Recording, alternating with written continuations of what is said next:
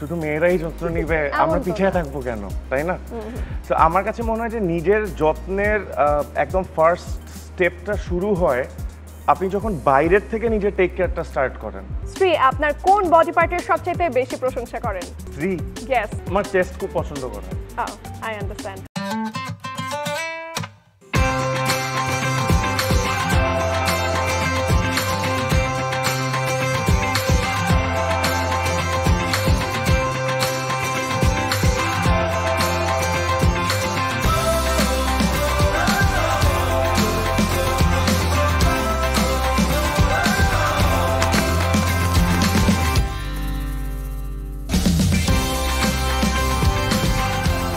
তিনি শুধু আত্মবিশ্বাসকে পরিধানই করেন না, বরং সেটিকে ধারণ করেন অন্তরে। দর্শক, বলছি তরুণ অভিনেতা এবং মডেল আরেফিন জিলানীর কথা। আত্মবিশ্বাসী তার সৌন্দর্য এবং আত্মবিশ্বাসী তার শক্তি। দর্শক প্রিয় এই অভিনেতা এবং মডেলকে সাথে নিয়ে আমি ইন্দ্রাণী শুরু করছি আজকের স্যান্ডালিনা রূপকথা। আরেফিন জিলানী এই প্রজন্মের প্রতিশ্রুতিশীল অভিনয় শিল্পীদের মধ্যে অন্যতম। মডেল হিসেবেও তিনি কাজ করছেন। সাপ লুডু এবং সর্বশেষ উৎসব চলচ্চিত্রে তার অভিনয় দর্শক সমালোচকদের দৃষ্টি কেড়েছে। স্যান্ডালিনা রূপকথায় আমাদের আজকের অতিথি আরেফিন জিলানী।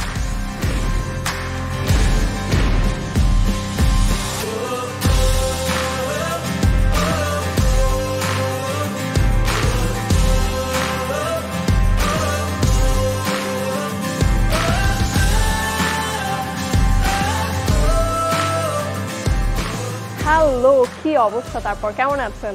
আলহামদুলিল্লাহ, ফাইন। তো কেমন লাগছে? আমি শুরুতে ভেবেছিলাম বলবো ওয়েলকাম ব্যাক, বাট এবার বলতে চাই একটা সময় আপনি রেডিও দিন রাতের সাথে যুক্ত ছিলেন দীর্ঘদিন, আর এবার মাছরাঙা টেলিভিশনের খুবই দুর্দান্ত একটা অনুষ্ঠান স্যান্ডালিনা রূপকথাতে আপনি আমন্ত্রিত অতিথি। কেমন লাগছে? যদি আমি একদম অনেস্টলি বলি, I was actually waiting for this call. হ্যাঁ, বিকজ যেহেতু এই লাইনে কাজ করা হচ্ছে, তো আমাদের তো টুকটাক ইন্টারভিউ দেওয়া হয়, এবং এখানে আসার পর যখন আমি আমার পুরানো কলিগদের সাথে দেখা হইলো, I was feeling very homely and honestly speaking I was feeling really great. Oh wow, আমরা সত্যি খুবই খুশি আপনাকে পেয়ে। আর এই যে হাসি মুখ দেখে কিন্তু বোঝা যাচ্ছে যে ভিতরে আসলে কি চলছে। যেহেতু আয়োজনের নাম স্যান্ডালিনা রূপকথা, আমরা কিন্তু রূপচর্চার কথাই বলবো। আসলে আমাদের সোসাইটিতে স্টিল নাও মানুষ মনে করে যে সৌন্দর্য চর্চা, নিজের যত্ন নেওয়া, এটা পুরোটাই লেডিস ডিপার্টমেন্ট। আসলে না। নিজের যত্ন কি করে নেন আপনি? না, আসলে নিজের যত্ন করলে তো নিজে ভালো থাকা যায়। সো শুধু মেয়েরাই যত্ন নিবে, আমরা পিছিয়ে থাকবো কেন, তাই না? তো আমার কাছে মনে হয় যে নিজের যত্নের একদম ফার্স্ট স্টেপটা শুরু হয় আপনি যখন বাইরের থেকে নিজের টেক কেয়ারটা স্টার্ট করেন।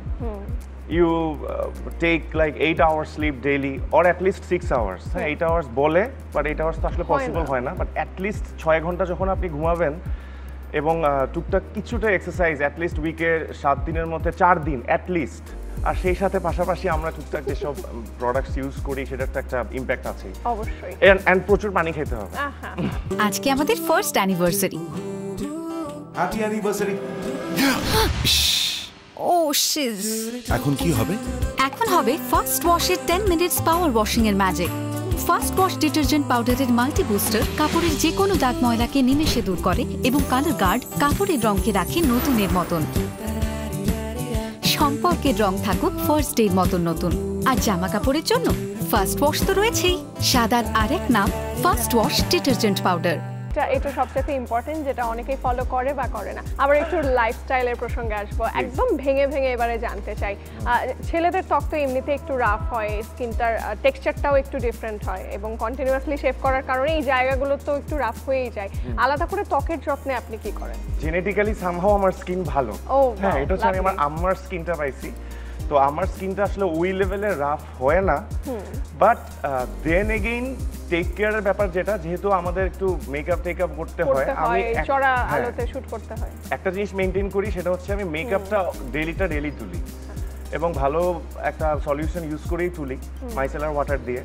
দেন অ্যাজ ইউজুয়াল ফেস ওয়াশ বা যেসব আমরা ইউজ করি সেগুলো করে জাস্ট মুখে একটা ক্রিম লাগিয়ে ঘুমানো। বাহ, দারুণ। অনস্ক্রিন যেহেতু কাজ করা হয় নিয়ম করে, নিজের তো আলাদা করে যেমন যত্নের কথা আমাদের বারবার আসছে, স্কিন কেয়ারের রুটিনটা তো মোটামুটি জেনেছি। হেয়ার কেয়ারে কি করা হয়? এক্সপেরিমেন্ট করেন কিছু কখনো?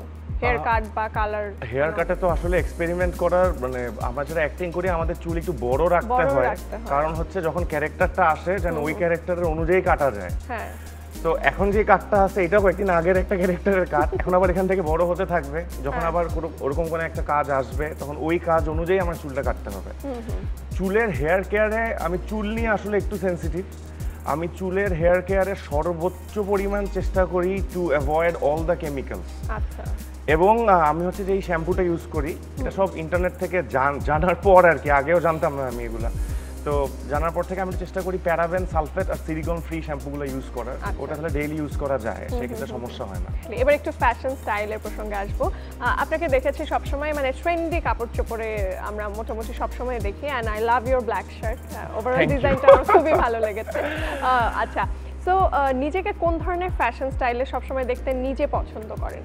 আচ্ছা, লাকিলি এখন হচ্ছে একটু ব্যাগি ট্রেন্ড চলতেছে, তো আমার আসলে একটু কোজি, একটু লুজ ফিটিং কাপড় পরতে আমার পার্সোনালি ভালো লাগে, বিকজ আমি আরাম করে কথা বলে নড়ে চড়ে কথা বলতে পারি। সো যেহেতু এখন আমার কোইন্সিডেন্টালি ব্যাগি ট্রেন্ডটা চলতেছে, সো আমার জন্য তো ছক্কা হয়েই গেল।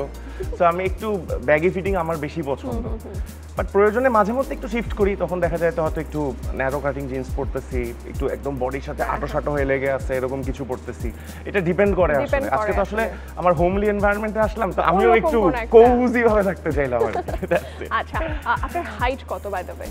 আমার হাইট হচ্ছে 6 ফুট 2।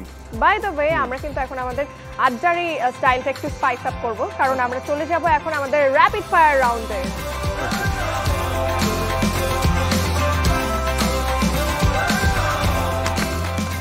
তো আমরা চলে এসেছি আমাদের র্যাপিড ফায়ার রাউন্ডে। আমাদের এই রাউন্ডের 3টা খুবই ইম্পর্টেন্ট রুল রয়েছে। নাম্বার 1, আপনি কোনো প্রশ্নের উত্তর স্কিপ করতে পারবেন না। নাম্বার 2, আপনি কোনো প্রশ্নের ডিপ্লোম্যাটিক আনসার করতে পারবেন না। অ্যান্ড নাম্বার 3, আপনাকে এমনভাবে উত্তর দিতে হবে যার মধ্যে থাকবে just fire. Ready? Okay, ready. Okay, let's go. কোনটাই আপনাকে বেশি মানায়, দাড়ি রাখা বা ক্লিন শেভ? ক্লিন শেভ সাথে একটুখানি দাড়ি। একটুখানি দাড়ি। সবচেয়ে প্রিয় ফ্যাশন ব্র্যান্ড? এক্সট্যাসি। কোন রঙের পোশাকে আপনি নিজেকে সবচেয়ে স্মার্ট মনে করেন? ব্ল্যাক। ব্ল্যাক। কোন এক্সারসাইজ একদমই সহ্য হয় না? স্কোয়াট। স্ত্রী আপনার কোন বডি পার্টের সবচেয়ে বেশি প্রশংসা করেন? স্ত্রী? ইয়েস। এটা অনেস্টলি বলতে হবে, আমার চেস্ট খুব পছন্দ করে। I understand. আপনার স্টাইল, ইউ আন্ডারস্ট্যান্ড, আপনার গ্রেট। তারপর আপনার স্টাইলিং এর কোন দিকটি নিয়ে স্ত্রীর ভীষণ অভিযোগ রয়েছে? স্টাইলিং এর কোন দিকটা দিয়ে, ওই যে কোনটা কখন পড়তে হবে, আজকে যে কোনটা পরে আসবে এটা ওর কাছ থেকেই বলা, আমি অতটা বুঝি না, ও বেটার বুঝে আমার থেকে। আজকে আমাদের ফার্স্ট অ্যানিভার্সারি। Happy anniversary. ও শিজ। এখন কি হবে? এখন হবে ফার্স্ট ওয়াশের 10 মিনিটস পাওয়ার ওয়াশিং এর ম্যাজিক। ফার্স্ট ওয়াশ ডিটারজেন্ট পাউডারের মাল্টি বুস্টার কাপড়ের যে কোনো দাগ ময়লাকে নিমেষে দূর করে এবং কালার গার্ড কাপড়ের রঙকে রাখে নতুনের মতন। সম্পর্কের রং থাকুক ফার্স্ট ডের মতন নতুন। আর জামা কাপড়ের জন্য ফার্স্ট ওয়াশ তো রয়েছেই, সাদার আরেক নাম ফার্স্ট ওয়াশ ডিটারজেন্ট পাউডার। আপনার প্রিয় ঘড়ি কোনটি এবং কেন?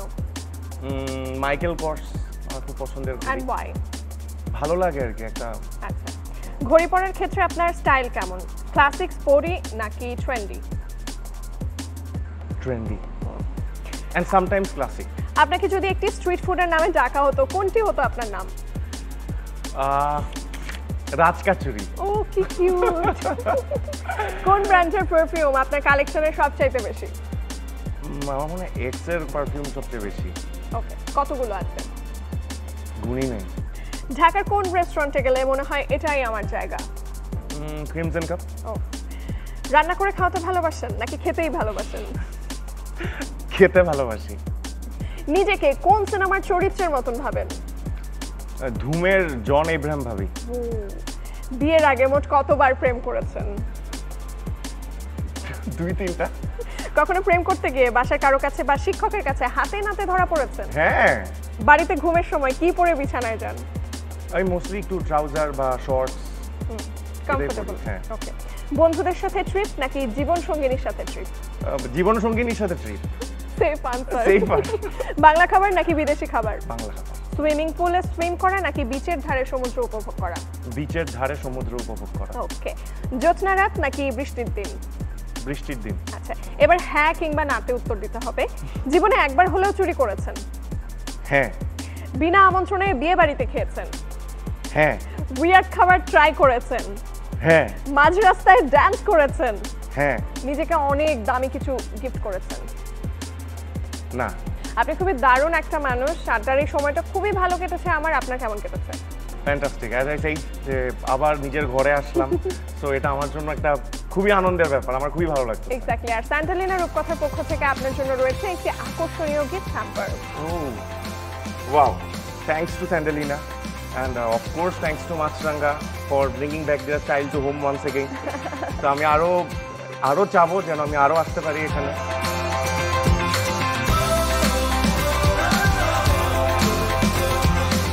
আমন্ত্রণ জানাচ্ছি রূপকথায়, সঙ্গে আছে আমি রাহিমা সুলতানা রিতা। আশা করি আপনারা ভালো আছেন। ছোট্ট ছোট্ট হোম রেমেডিস দিয়েই কিন্তু আমরা আমাদের স্কিনের অনেক বড় একটা পরিবর্তন নিয়ে আসতে পারি। তাই আমি আজকে আপনাদের দেখাবো। আমার সঙ্গে আছে আজকে মডেল মিম। মিম কেমন আছো? আলহামদুলিল্লাহ ভালো আছি ম্যাম, আপনি কেমন আছেন? আমি ভালো আছি। মিম তুমি কি করছো? আমি অনার্স শেষ করেছি, এখন জব করছি। আচ্ছা তুমি একটু নিজে বলো তো তোমার স্কিন সম্পর্কে। যে আমি এখান থেকে দেখতে পাচ্ছি স্কিনটা অনেক ড্রাই এবং স্কিনের লেয়ারটা অনেক পাতলা, ঠিক কি না? জি ম্যাম, ঠিক বলেছেন। আর লেয়ারটা পাতলা, এটা কি তোমার জেনেটিক্যালি না প্রোডাক্ট ইউজ করার জন্য? জেনেটিক্যালি। আসলে এক একজনের স্কিন এক এক রকম হয়, এটা আমরা জেনেটিক্যালি পাই। তো মিমের স্কিন যেটা, যে তোমাকে যেটা করতে হবে অনেক প্রোটেকশন দিয়ে রাখতে হবে, ময়শ্চারাইজার মাস্ট। আর তুমি আমাদের এখন যেটা সান, আমাদের এত গরমকালে সানটা এত বেশি হাই থাকে, যে কোনো সময় আমি বলবো যে সানের জাস্ট 10 মিনিট লাগে স্কিন পুড়ে যেতে। তো আমি আজকে ঘরোয়া পদ্ধতিতে তোমাকে সান প্রোটেকশন ক্রিম দেখাবো। তার জন্য লাগছে হলো আমার তিসি। এটা তিসির বীজ। তিসির বীজ জাল দিয়ে আমি এখানে নিয়েছি। তার সাথে আমরা যেটা অ্যাড করে দিচ্ছি অ্যালোভেরা জেল, আর দেব হলো রোজ ওয়াটার। এটা আমাদের ফ্রেগনেন্স তো দিবেই অল্প, পাশাপাশি রোজ ওয়াটার স্কিনকে ব্রাইট করতে হেল্প করে, সানট্যান দূর করে। বিশেষ করে তোমার মতো যাদের স্কিন আছে, গ্লিসারিনটা স্কিনকে ময়েশ্চার দিতে হেল্প করে। এইটা তুমি 1 উইকের জন্য স্টোর করতে পারো। প্রিয় দর্শক, তাহলে চলুন আপনারা কেমন করে আপনার উপরে অ্যাপ্লাই করবেন তাই দেখুন। আর আমাকে সাহায্য করছে আমাদের মডেল মিম। মিম এসো। জি ম্যাম।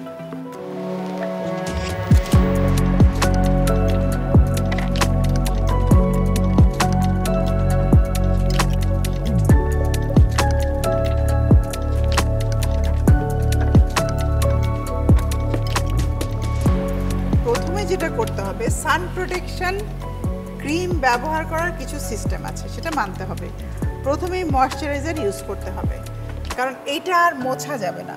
তোমার স্কিনটা যথেষ্ট রকমের পাতলা, যার জন্য প্রথমে সান protection cream oil base. Oil বেসটা তুমি ইউজ করে নেবে ফুল ফেসে। ফেসটা ভালো করে ক্লিন করে ইউজ করে দেন এইটা তুমি চাইলে ড্রপার দিয়ে নিতে পারো, হাতে নিতে পারো। আমি ড্রপার দিয়ে দিচ্ছি, এই যে দেখো। এরপর সুন্দর করে এটা একদম অ্যাবজর্ব হয়ে যাবে এবং স্কিনটাকে সফট, শাফল, ফ্ললেস একটা স্কিন তুমি পাবে। রাতে ঘুমোতে যাওয়ার আগে তুমি যদি এটা ইউজ করো, আমি এটুকু তোমাকে অ্যাসিওর করতে পারি তুমি একটা চমৎকার স্কিন পাবে তোমার। তুমি নিজেই আয়নার দিকে তাকিয়ে দেখো। এইটা কিন্তু মোছা যাবে না, এটা ওভারনাইট রাখতে হবে। সকালবেলা উঠে তুমি যেমন করে মুখ দাও, মুখ ধুয়ে ফেললে। তুমি বাইরে যাওয়ার আগেও ময়শ্চারাইজার লাগাবে, শাওয়ার নিয়ে বা মুখ ধুয়ে। দেন তুমি এই জেলটা লাগিয়ে, এটাই তোমার ময়শ্চার মানে সান প্রোটেকশন জেল, এটা লাগিয়ে বা ক্রিম আকারে তুমি চাইলে এটা আরেকটু ঘন করলে ক্রিম হয়ে যাবে। এটা লাগিয়ে তুমি বাইরে যেতে পারো, তাহলে তোমার স্কিনটা ভালো থাকবে, আনইভেন টোন কখনো আসবে না এবং স্কিন বার্ন হবে না। ধন্যবাদ মিম আমাকে সাহায্য করার জন্য। ধন্যবাদ ম্যাম আপনাকেও। প্রিয় দর্শক, একটা জিনিস খুব ইম্পর্ট্যান্ট, নিজেকে সুন্দর রাখতে হলে একটা ডিসিপ্লিন লাইফ খুব দরকার। এর জন্য নিয়মিত ঘুমানো দরকার, নিজের স্ট্রেস কমানো দরকার, যোগা, মেডিটেশন, একটা চমৎকার ডায়েট প্ল্যান, এগুলো থাকলেই কিন্তু আপনি সুস্থ এবং সুন্দর থাকবেন। আর সান প্রোটেকশন ক্রিম বা জেল ইউজ করতে ভুলবেন না। বাইরে বের হলেই কিন্তু আপনাকে এটা ইউজ করতে হবে। সবাই ভালো থাকবেন, দেখা হবে আবার।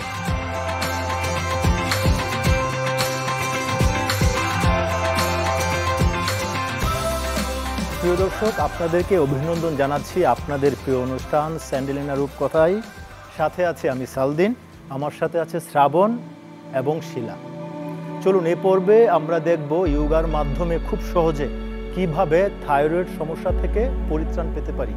আমরা জানি আমাদের থাইরয়েডের যে জায়গাটি আছে, এই জায়গাটিতে সঠিকভাবে চাপ এবং সম্প্রসারণ না হওয়ার ফলে এটি তার কার্যক্ষমতা যখন হ্রাস পায় তখনই মূলত আমরা থাইরয়েড সমস্যা পড়ি। সেজন্য আমরা ব্রিদিংয়ের মাধ্যমে বা শ্বাস প্রশ্বাসের মাধ্যমে আমরা থাইরয়েড গ্ল্যান্ডটিকে অ্যাক্টিভেট করার চেষ্টা করব। ঠিক এই প্রক্রিয়ায় সোজা হয়ে বসে গভীরভাবে শ্বাস গ্রহণ করব এবং ধীরে ধীরে শ্বাস ছাড়ব। যখন মন শান্ত হবে তখন আমরা উজুই প্রাণায়ামা, একটি প্রাণায়ামা আছে শ্বাসের ব্যায়াম, যার মাধ্যমে আমরা আমাদের এই থাইরয়েড গ্ল্যান্ডকে কম্পন সৃষ্টি করে এটির কার্যক্ষমতা বৃদ্ধি করতে পারি। এখন এই প্রাণায়ামাটি করতে গেলে এখানে সাউন্ড হবে থাইরয়েড গ্ল্যান্ডের, এখানে এই সাউন্ডই হবে। প্রিয় দর্শক, আপনি জাস্ট চেষ্টা করবেন, আপনি অনুভব করবেন যেন ঠিক এই জায়গাটির মধ্যে একটি কম্পন সৃষ্টি হয়। এই প্রাণায়ামটি কমপক্ষে 1 মিনিট সময় করব। সাউন্ড হয়ে হবে, এখানে কম্পন সৃষ্টি হবে। এই উজুই প্রাণায়ামটি করবার পর আমরা থাইরয়েড গ্ল্যান্ডকে অ্যাক্টিভেট করতে ঠিক এই প্রক্রিয়ায় গভীরভাবে শ্বাস গ্রহণ করে মাথাকে উপরের দিকে, এবং এইখানেও সাউন্ডটি করতে চেষ্টা করব। এখান দিয়ে দেখেন, এই যে ঠিক আপনি এখানে টাচ করলে যখন আপনি করবেন ঠিক এই থাইরয়েড গ্ল্যান্ডেই কিন্তু অ্যাক্টিভেট হবে। আমরা জানি আমাদের গ্ল্যান্ডগুলোতে আসলে চাপ না পড়বার ফলে এটির কার্যক্ষমতা হ্রাস পায়। আসনগুলো আসলে এমনভাবে ডিজাইন করা হয় ঠিক ওই গ্ল্যান্ডে চাপ প্রয়োগ হয় এবং যার ফলে এটির কার্যক্ষমতা বৃদ্ধি হয়। ঠিক এটি আবার আমরা শ্বাস ছাড়তে ছাড়তে নিচের দিকে রেখে থুতনির মধ্যে রেখে আমরা সাউন্ডটি করার চেষ্টা করব। এই সাউন্ডটি করব। ঠিক আপনি এই সাউন্ডটি যখন করবেন ঠিক এখান থেকে শব্দটি করবেন। এটিও কমপক্ষে 20 সেকেন্ড 30 সেকেন্ড সময় যতটুকু সম্ভব হয় রাখবো। এতে করে আমাদের অ্যাক্টিভেট হয়ে গেছে। এখন আমরা দুটি আসন করব একই সাথে, সেজন্য আমরা হাঁটুর মধ্যে চলে আসব। একটি হলো ক্যামেল উষ্ট্রাসন আসনটি প্রথম করব। ঠিক এই প্রক্রিয়ায় দুজন দুপাশ দিয়ে করছে যেন আপনারা সহজে বুঝতে পারেন।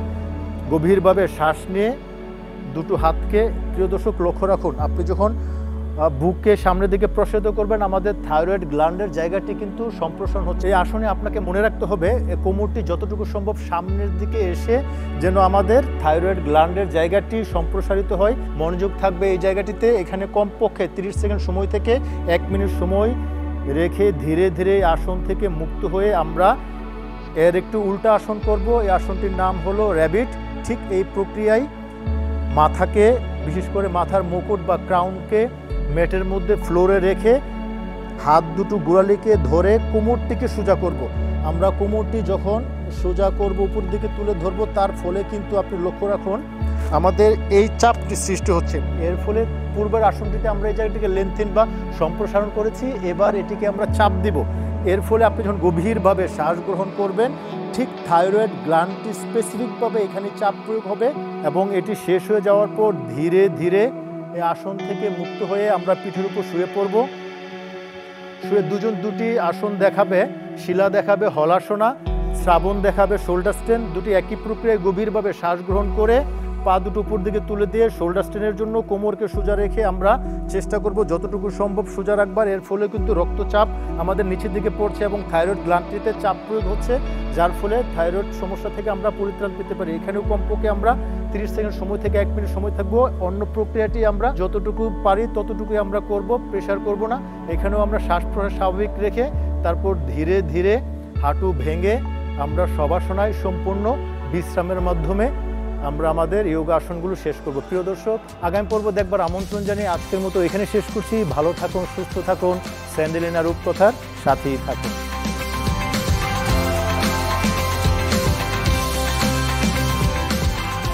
প্রিয় দর্শক, দেখছেন স্যান্ডেলিনা রূপকথা। ঘড়ির কাঁটা বলছে আমার এবার বিদায় নেবার সময় হলো। তবে আগামী পর্বে আবারও হাজির হয়ে যাব জনপ্রিয় কোনো তারকা অতিথিকে সাথে নিয়ে, এবং আপনাদের জন্যও থাকবে নতুন কিছু যোগা টিপস এবং বিউটি টিপস। সে পর্যন্ত সবাই ভালো থাকুন, সুস্থ থাকুন এবং দেখতে থাকুন মাছরাঙা টেলিভিশন।